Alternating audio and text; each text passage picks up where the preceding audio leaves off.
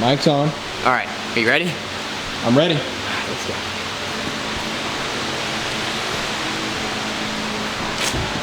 Okay.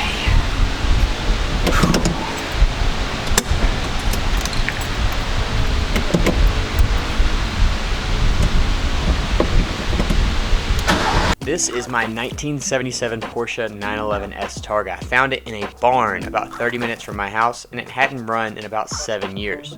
We loaded this thing onto the trailer without being able to turn the wheels. It was pretty difficult. I got it home, got it cleaned up, and got it to run. It smoked a lot. Now, we did get it to run, but it didn't run very well, so I started trying to diagnose what was going on, and this happened. Yeah, right.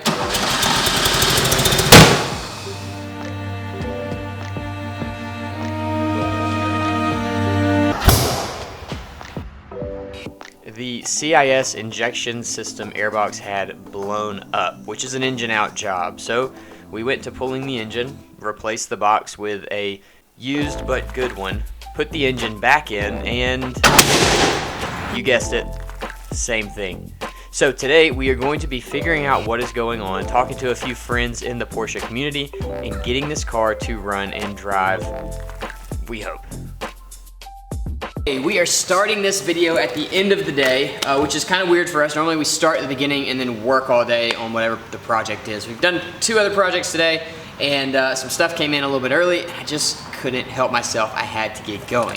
So we got this, and before I tell you about this, I need to tell you about a man named William Knight. There's a guy in the Porsche community named William Knight. He builds Porsche engines, race engines, and he's helped the community out a lot with people like me that get stuck somewhere and it just can't get the car running or having some major issues. I met him through a buddy of mine named Michael from Wrench that we met out in LA. I got his number and I called William, and within a few minutes of talking to William, he said, "I think I know your problem. Order this." And this is an MSD 6AL digital. I'm gonna get the wiring out of the way. It's gonna look really familiar because we put one of these boxes in my Toyota Corolla build.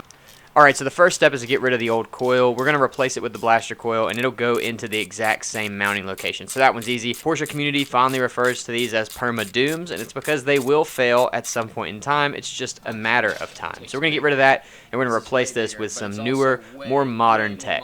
So I made a list over here, just kind of give me the last few things we gotta do to be able to run this engine. The first step I think that we're gonna do is the one we're most excited about, which is installing the MSD. We're gonna try to install it on the factory plate right here. So we'll pull that out, sit on the bench, and see what we can do.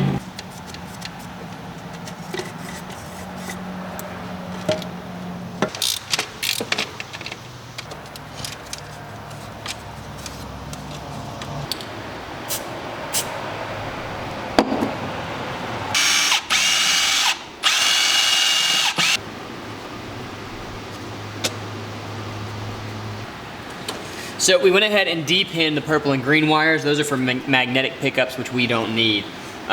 First wire I'm gonna run is the power, because it's gonna be kind of the most difficult, if you wanna call it that. We've got to go behind the engine and drop it down onto the starter. All right, so we repinned our red wire. We'll go ahead and plug that in. It'll go, is it gonna reach? And we're definitely gonna have to extend that, because that's just not gonna work, but that's okay for now. All right, wiring this thing's really simple. Red goes to turning the MSD on, so that's a switch power. Orange and black, is it orange and black? Yeah, go to the coil. The gray, the white wire goes to the trigger on the distributor. The purple and green we don't use. Gray is a tack output, and then the red looped wire and the black loop wire are your constant power and your ground. All right, so we've got everything loosely wired in. Obviously, we've got wires everywhere. I'll clean everything up when we know it's gonna work. We're gonna try to start it and see what happens. Wish us luck. Oh, through the airbox. But it blinked. It did blink. So our ignition is working, huh? Yep.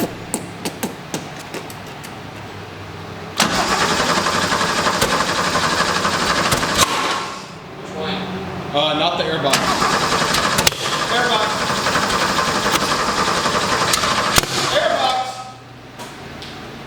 I should call the knight in shining armor, because we put this in already, you know? Yeah, I'm gonna call him.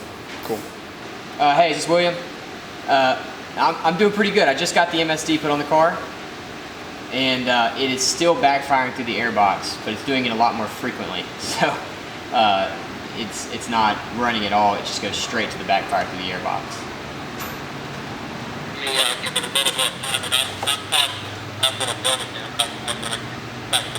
Okay. Yeah, that's great. I'll work on this while you're doing that. All right. See ya. What do you say? What a legend. He just said set it top down to dead center and make sure that we're at 180.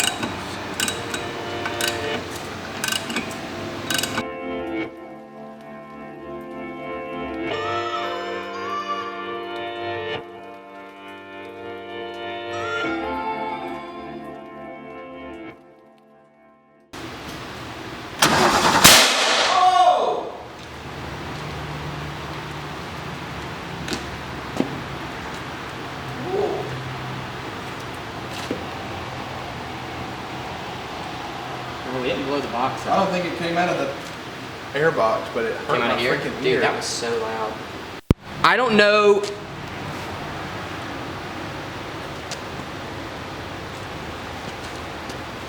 I'm an idiot. I'm an idiot.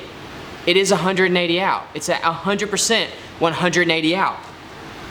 I've been counting. Don't touch the camera. I'm worked up. I'm emotional, Patrick. I'm emotional. Okay. You're not an idiot though. Tell us about it, because I don't know either. I have been firing order on this car is 162435. 162435, I think. Something like that. It's only. Which direction? Clockwise or counterclockwise? I don't know. Which way do we have to spin the engine? We're spinning Clockwise. Yeah. But spin it clockwise. How have I been counting the wires on the distributor? Counterclockwise. Why? I have no idea. So the distributor spins this way, and instead of putting the wires in 162435, whatever, back to 1, whatever it is, I did 162435 backwards. So the distributor is igniting every cylinder at the opposite time that it's supposed to ignite, which means the valves are open, which means that it's backfiring when the valves are open because the cylinder is firing at the wrong time because I've got the wires in the wrong place. So we're gonna fix them and hopefully this will run. I feel so dumb, but I knew it was something like this. Okay. Now I can touch the camera. Now. We're touching the camera. Yeah, sorry, I'm just, blood's flow. You know what I'm saying? Just, okay. I got All right, just need to growl a little bit. Do it. Just need to, okay. I'm so silly. What a silly mistake. Okay, but I'm so happy that, okay, all right. So, yeah, good job thinking. Good job finally using your brain. We're just gonna reset all of these plugs. I'm gonna pull this whole cap off to do this, actually. Just say, pretty positive I got it. I'll text you and let you know. All right, 1. Okay, all right, here we go. Another major change. We're in the right timing now. Hopefully the car's gonna run. I'm covering my ears this time. I'm feeling good. Hit it.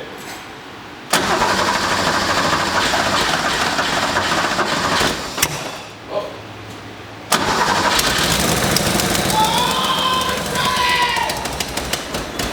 It's not running. It's okay. It's good.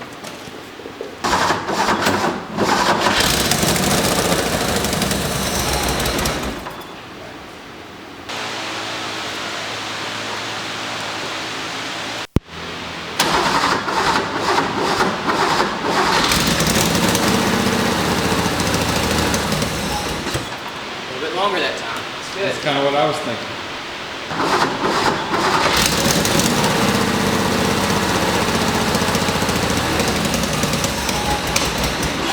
A little bit longer that time. You still recording? Yeah.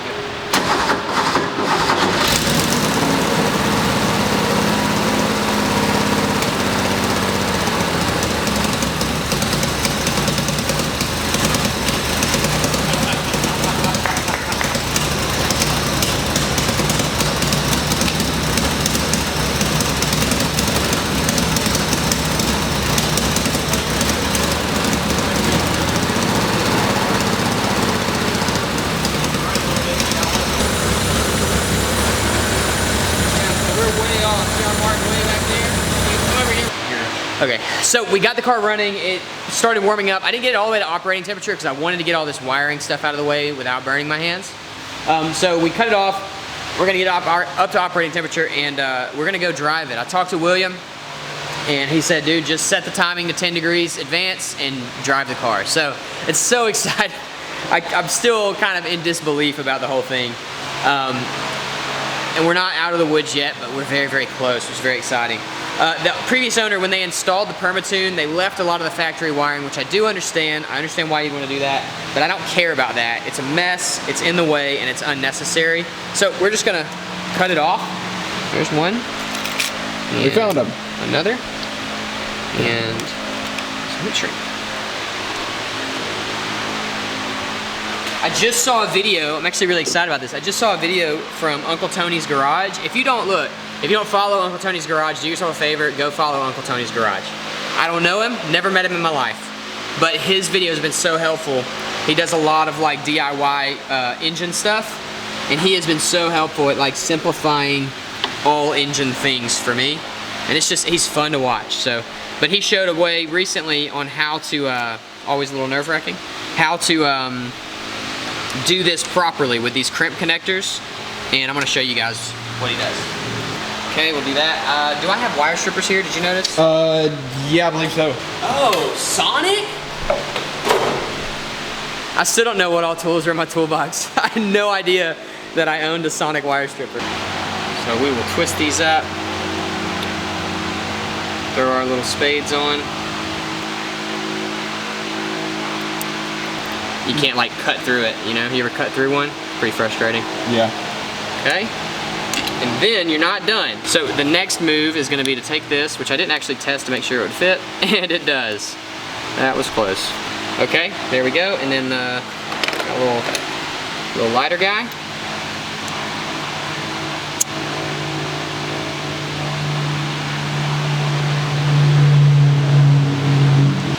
All right, there we go. So now we've got this really neat looking harness. We can unplug these. Those will go in the bin.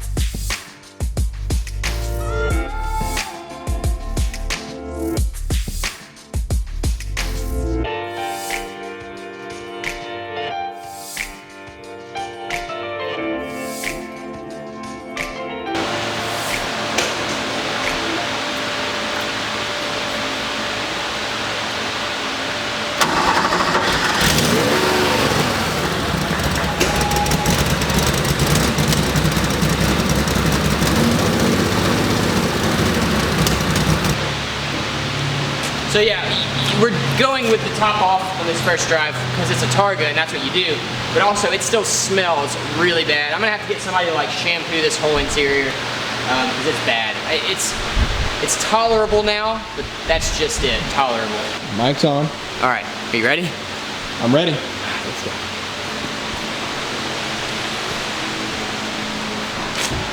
Okay.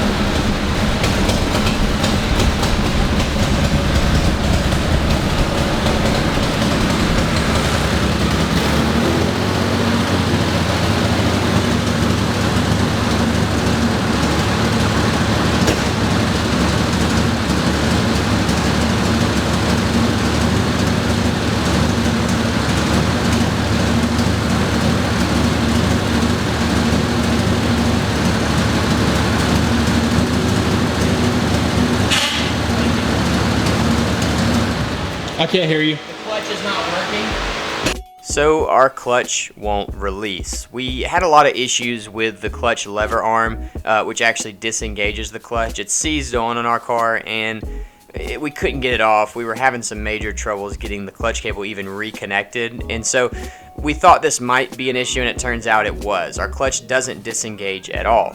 So we've got to pull the engine again. We've got to figure out what's causing this. And I'm going to save you guys from the labor of this, but I will say we did it much faster this time around. The first time around, it took us about 12 hours to get the engine out, just learning and messing up and learning some more. This time we knew what we were doing, and we had this awesome hydraulic table that Michael from Wrench suggested I get, and it made a huge difference. You add in the tools that we just moved into the shop as well from Sonic, and we got this thing out in 1 hour and 37 minutes. I think we can do it faster next time, but for our second engine pull, I'm pretty proud of that. Now with the engine out, we're able to kind of see what's going on and look at the transmission, look at how everything works and fits together, and it is obvious that this lever arm needs to come off, but it is seized, 100% seized. It's not moving anywhere. So we went and rented a 2-ton jaw puller. I've already tried this on this car, but it was underneath the car, and with the transmission out, it's a little bit easier to get to this lever arm.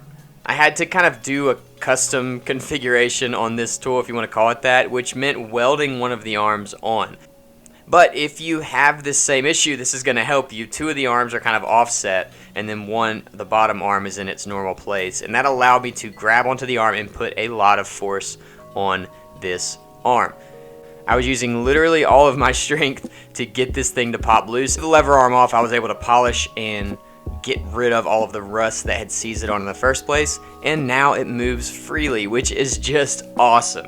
So we got the engine and transmission put back together, everything underneath the car, and we lifted the engine back into place. Installing the engine's a breeze with this table as well. If you do have a 911 and you're wanting to do work at home, I cannot recommend a hydraulic lift table enough. It just changes the game when it comes to putting these engines in and taking them out again and putting them back in again. This is our 4th round so far, and we haven't even driven the car yet, but the table made it way easier. So with that in and our clutch seeming to function properly, it is time to finally test it.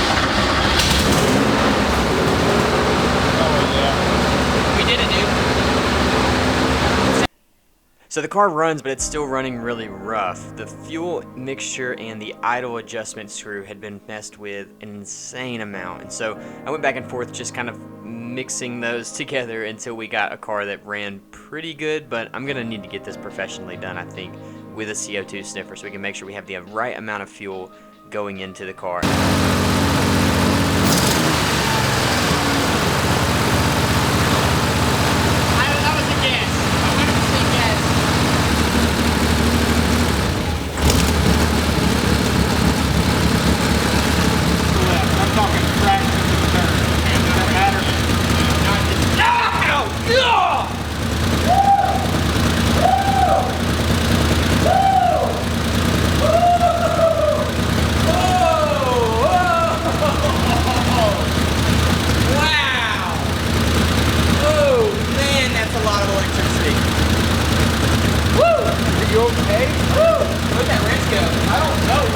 It's still on there, is it not?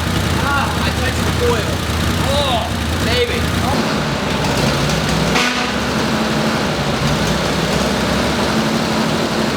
Nope. Not enough clutch pull. Not one thing, it's another with a car that hasn't run in a long time. When we adjusted our clutch, or when we were trying to get our clutch to work before doing the new, the fix that we just did, we did a major adjustment up front, and it has made it so that our pedal doesn't go down far enough. Basically, we're not getting enough throw to pull the clutch away from the engine. We are getting some, I can feel it, but it's not quite enough. So, back up in the air. We're going to make our adjustments again. Try this again in a second. We'll be back. Here we are. Again, dirtier and sweatier than before. The clutch, we made a bunch of wonky adjustments to the clutch. We just fixed those. Everything feels a lot better now. It looks a lot better under there, and it looks like we're getting a full throw with the arm. We're about to find out. I'm gonna leave it on the jack stand just in case we've got to do some more adjusting. Start it up, put it in gear, and just see if it'll shift. Dude, something really did whack your head. You're bleeding. Yeah, it's hard. Goodness gracious.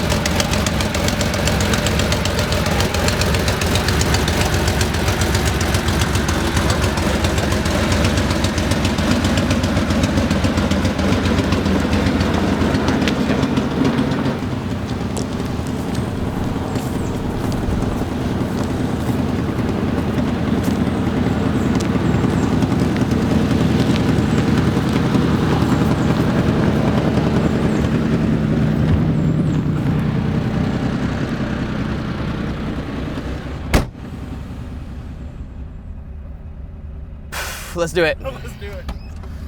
All right. So a couple of things. Emergency brake. Yeah, camera. Our emergency brake boot is not let me on. buckle up before. I can at least put it on and make it look like I'm being safe. That definitely does not feel like it's gonna help me in a crash, but whatever. All right. This is incredible. A couple of things. First off, this is awesome. Our oil level's low. Temperature looks great, which is awesome. When we first idled this thing for the first time, it did not.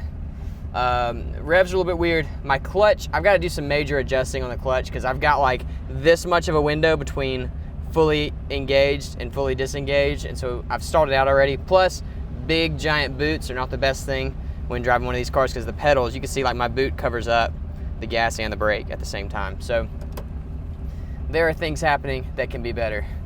But ultimately, we just want to see if it drives down the road. Now, I do have insurance on this car. I do not have a tag. I hope we don't get pulled over. But if we do, I think we'll be okay. It does shift very, oh, there it is. Shifts very easily into gear. And we were rolling. You can hear it trying to stall out. All right.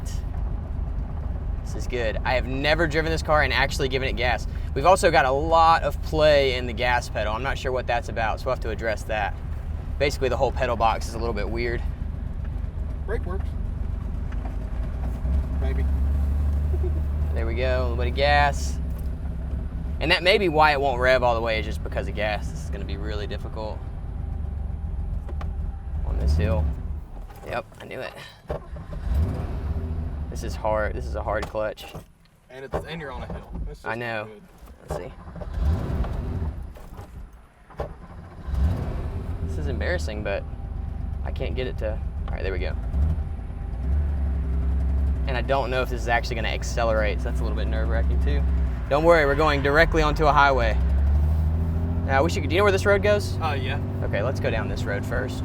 I was telling Patrick earlier, I hate the very first drive after fixing a car like this. I mean, this car hadn't driven in 6-7 years, something like that, at least. And there's just so many things that could go wrong. Luckily for us though, everything seems to be going well so far. Now, we don't have either of our sway bars connected, so we're not gonna be taking any turns real fast. But we'll get to test it a little bit. All right, we are at temperature, so let's see. Yeah, see, that doesn't feel good at all. Yeah, it doesn't want to go into second, which is normal for 915 transmissions.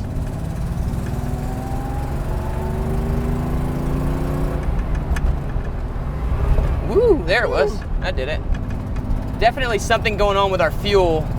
It could be our auto parts store fuel pump, or a number of other things with the CIS system.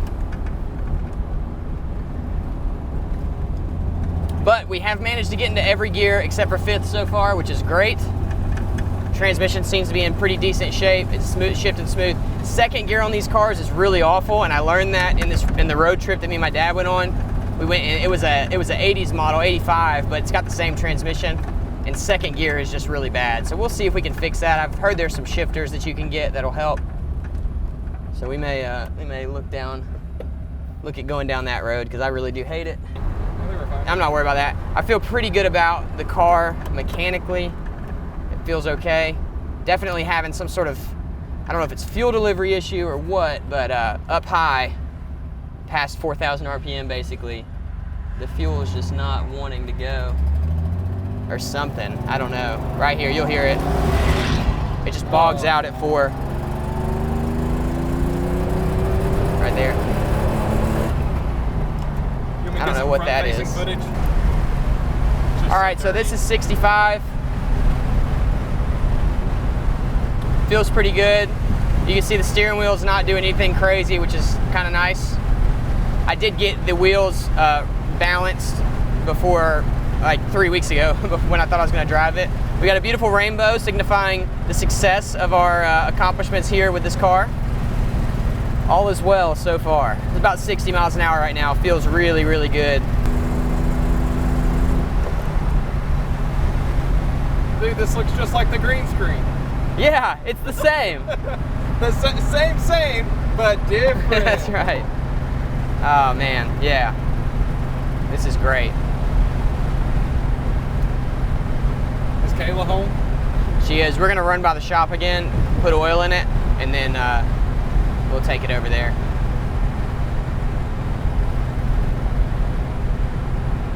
Go fill it up with gas too.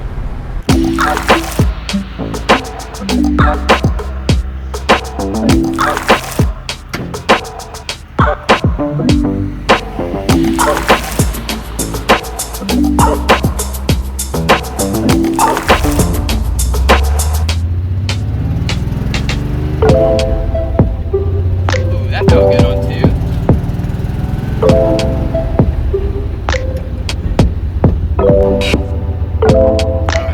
We will have one, but it's just a matter of how long it's going to take me to kind of go through and get all these little details that are results of it sitting for such a long time. I wonder if that works. That's the sound. You weren't with us yet.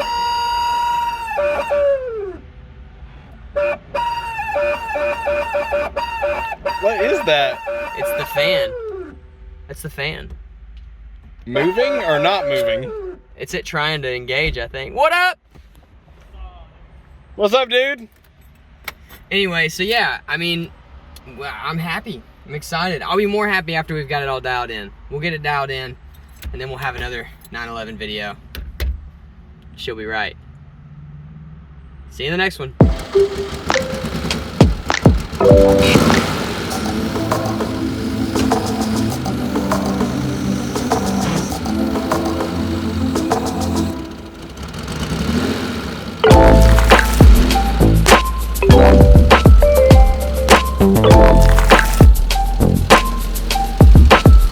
back.